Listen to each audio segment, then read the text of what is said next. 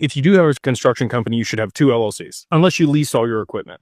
If you lease all your equipment, then you're just going to have the service company. Doesn't matter. Whatever service company should be leasing the equipment, because if anything bad happens and it's above the insurance that you cover, what your insurance covers you for, somebody's going to be able to come after you for the other assets inside that corporation. If it's a service company and you're leasing the assets from your holding company, they can't come after these assets in the holding company because they're a separate company and you have limited liability with the service company. So ideally, you don't have digital assets in either one. For sure not the service company, maybe the holding company as a treasury, but ideally it's segregated into its own LLC, separate of other stuff, just like real estate. Like you wouldn't hold real estate in the same LLC as your operating company, because again, if somebody sues you or somebody falls on the property or anything happens, that property can then be taken in a lawsuit. So you want to limit that liability. So personally, I would parse that out. I would segregate it. And if you don't have your assets separated from your service company today, I would highly recommend working with an estate planner or a tax attorney to structure that appropriately to be able to mitigate the risk of loss of those assets. If you do have heavy equipment, obviously you're getting, the Section 179 deductions. You're able to write that off, which is awesome. But you probably want that in a separate company that you're leasing to your service company in case you hit